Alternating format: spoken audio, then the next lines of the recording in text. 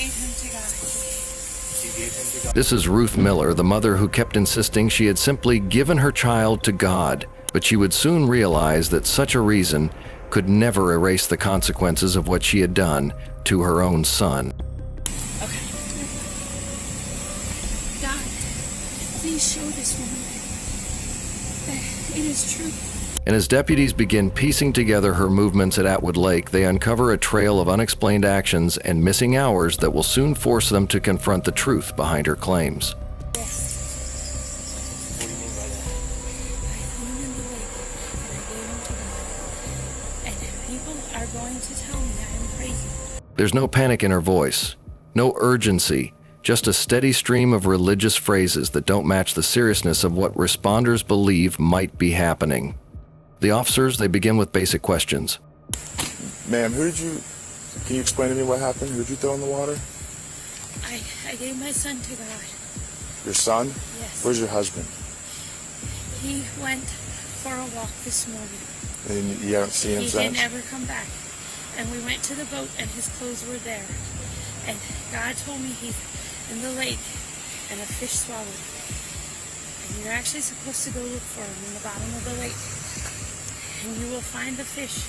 And Ruth keeps repeating the same idea, that her 4-year-old Vincent was not lost. How old's your son that's in the lake? 4. He's sweet. I love him. I gave him to God. Okay. 7/9/40 Central.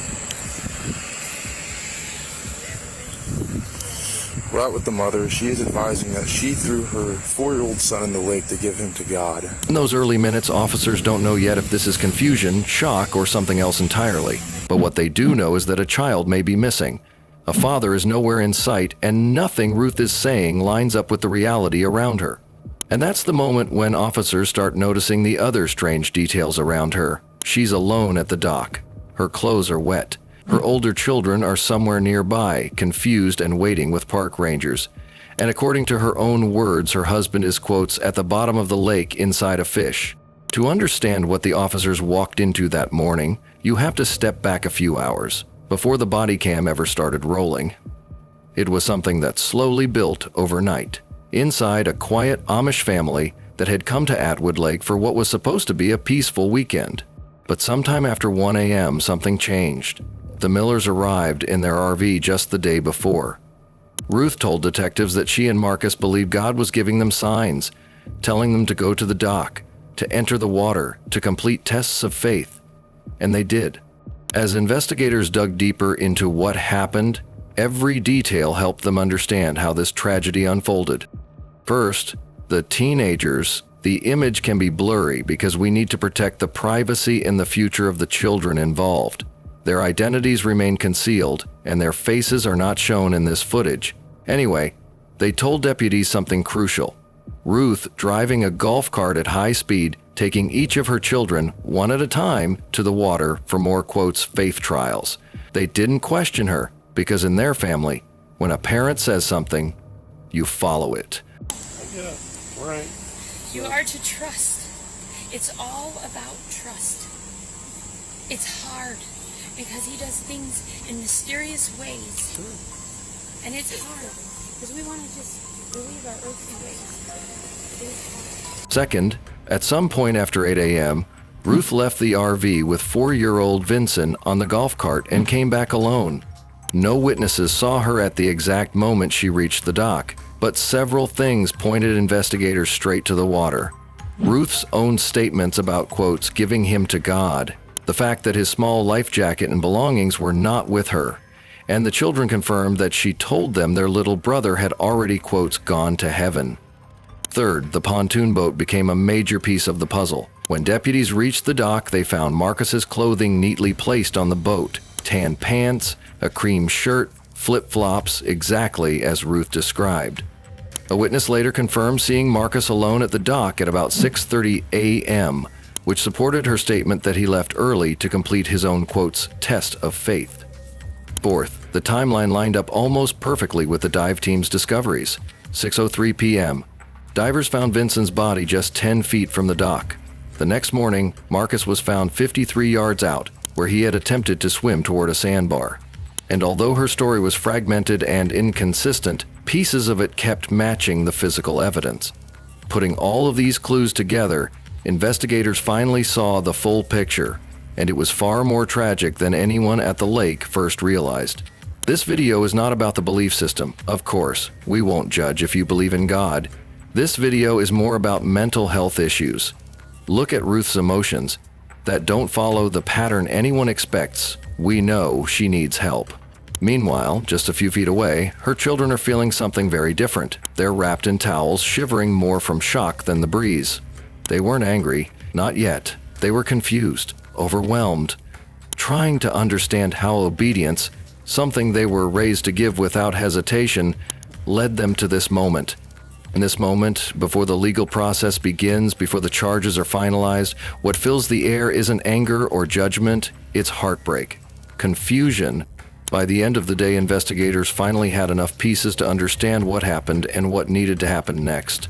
Ruth was transported from the lakeside to a hospital for evaluation because her statements and behavior made it clear she was in a severe mental crisis, as we expected. Within hours, the sheriff's office announced that charges were being prepared. For the 3 surviving children, the outcome was different. They were released into the care of extended family members.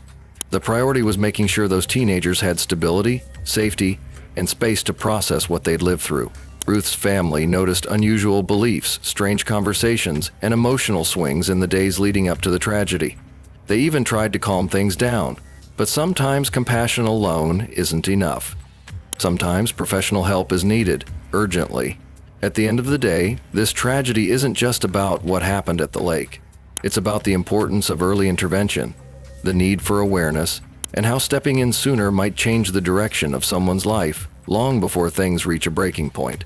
And back to the legal outcome part, once the investigation wrapped and the timeline was clear, the case moved quickly into the courtroom. The Tuscarawas County Grand Jury reviewed the evidence, the statements, and the interviews, and within days, they returned a full indictment against Ruth Miller. Here's evidence from the prosecution's standpoint. It concludes that there is at least probable cause to charge someone with a felony crime.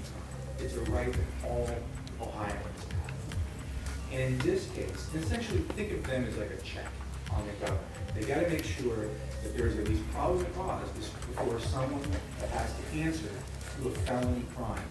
She now faces 7 charges, including aggravated murder of her 4-year-old son, murder and felonious assault, 1 count of child endangerment, and 3 counts of domestic violence, related to driving the golf cart into the lake with her older children on board. And essentially think of them as like a check on the government. They got to make sure that there is at least probable cause before someone has to answer to a felony crime. Ms. Miller, in this case, the grand jury returned an indictment that consists of 7 counts. I'm going to read through those. Count 1 of the indictment is the offense of aggravated murder. It is what's called an unclassified felony, in violation of Revised Code Section 2903.01C and 2929.02A of the Revised Code.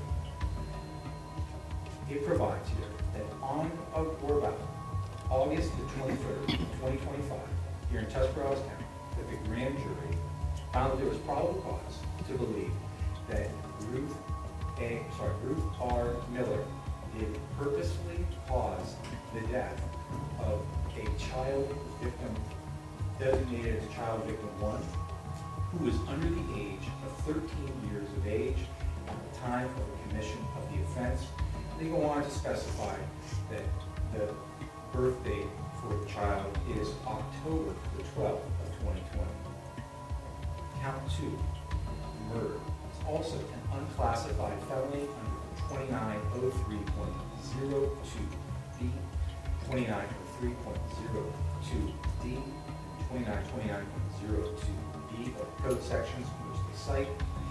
The grand jury again concluded that there was probable cause to believe that you, the defendant in this matter, on or about August the 23rd, 2025, unlawfully did cause the death of child victim 1 as a proximate result of the offender committing or attempting to commit an offense of violence that is a felony of the first or second degree, known as felonious assault under 2903.11A1 of the revised code.